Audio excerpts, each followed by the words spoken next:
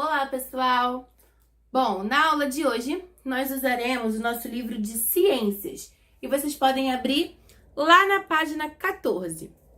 Nós vamos falar sobre a transformação da matéria. Olha o que está falando aí.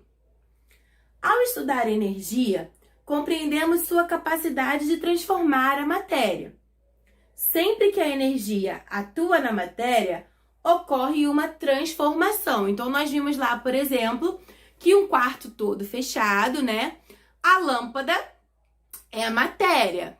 Mas se nós acendermos, ela passa uma luz, que é uma energia, que muda o ambiente, né? Ele estava escuro e ele passa a ser claro. Nós vimos também que o mar é cheio de água. E isso é uma matéria. A água é matéria, porque a gente pega, né? A gente sente. A água é uma matéria. Porém, existe uma força do vento, né? E outras forças que geram uma energia que faz com que tenha a onda. Portanto, a onda é uma energia. Eu não consigo pegar um potinho, guardar lá a onda e sair, né? Quando eu chegar em casa, aquilo lá vai ser só água, não vai ser mais onda. Então, nós vimos um pouquinho a diferença entre matéria e energia. Vamos observar, então, o que está escrito aqui, ó. Folha de papel picado. A energia utilizada foi a força da pessoa que atuou sobre o papel, rasgando em pequenos pedaços. Então, a folha era matéria. Quando eu rasguei, eu fiz força. A força é a energia. E a energia alterou a minha matéria. O meu papel, que antes era inteiro, agora é um papel rasgado. Madeira em fogueira. Nesse caso, foi o aquecimento do material pelo fogo. Tava lá, né? Tinha madeira, eu coloquei fogo. O fogo é a minha energia e ele foi alterando a minha matéria. Gelo derretendo. A alteração da temperatura do ambiente provoca o derretimento do gelo. Então, o gelo é a minha matéria e o calor é a minha energia. O calor agindo sobre o gelo faz com que ele derreta e transforma a minha matéria. O que antes era um cubo de gelo vai passando para o estado líquido e vai virando água. Fruta apodrecendo. O alimento foi alterado pela ação dos micro-organismos. Existem micro-organismos, tá? Que são os bichinhos que nós vamos ver daqui a pouco, que são os decompositores, que eles atuam também na alteração da matéria. Então, a gente tinha lá uma fruta que antes estava bem, né? E depois essa fruta foi apodrecendo. E as energias também ajudam, tá, gente? O calor, essas energias também auxiliam no apodrecimento dessas frutas, tá?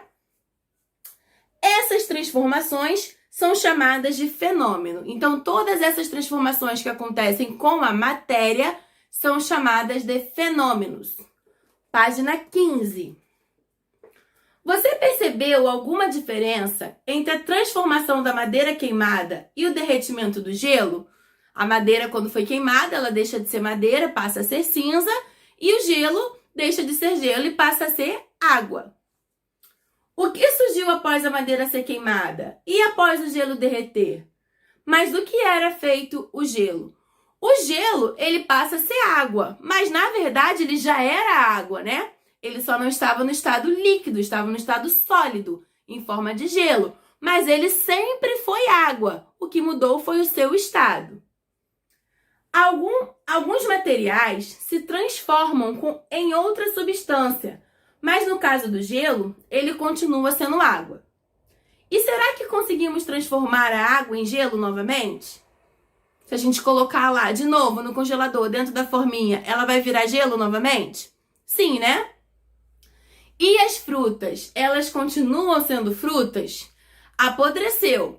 Ela continua sendo fruta, mas eu consigo transformar ela em uma fruta boa novamente? E o papel depois de picado? Ele picou, né? Eu consigo transformar ele no papel de novo? É possível explicar o que acontece classificando esses fenômenos. Então, nós vamos ver que existem dois tipos de fenômenos. O fenômeno físico e o fenômeno químico.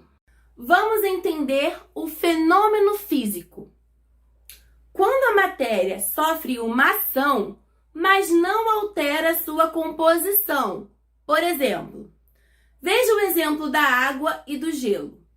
A água é congelada e vira gelo.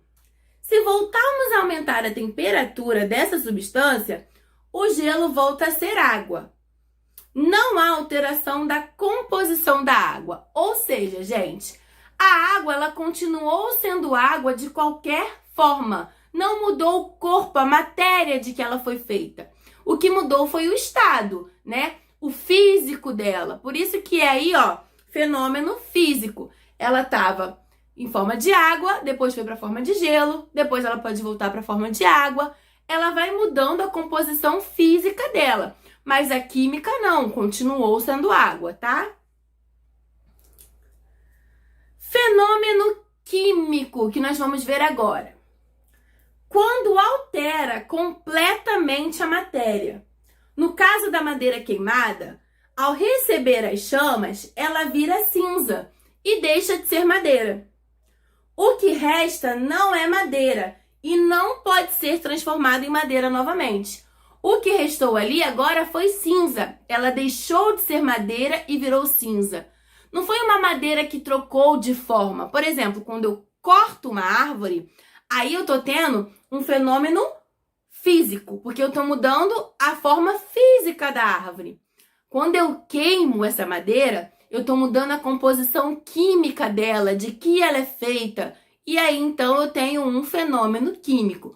Quando eu queimo a madeira e ela passa a ser cinza, ela não consegue voltar a ser madeira, porque já mudou a forma química dela, ok? Bom, vamos fazer agora a atividade da página 16. Olha o que tá falando. Lembrando que vocês podem pausar e dar play, tá? Número 1. Classifique o tipo de fenômeno apresentado como químico ou físico. O papel picado, gente. Eu piquei o papel. Mudou a estrutura do papel, o corpo do papel, mas não mudou do que o papel é feito. Então, eu tenho qual fenômeno? Papel queimado. Nesse caso, o papel virou cinza. E aí? Ele não vai voltar a ser papel. É um fenômeno físico ou um fenômeno químico? Portão enferrujado. Aquele ferro que estava ali, ele foi se deteriorando até virar um pozinho. E eu não consigo transformar aquele pozinho em ferro novamente. Então, foi um fenômeno. Carro amassado. O carro sofreu um acidente, bum, bateu.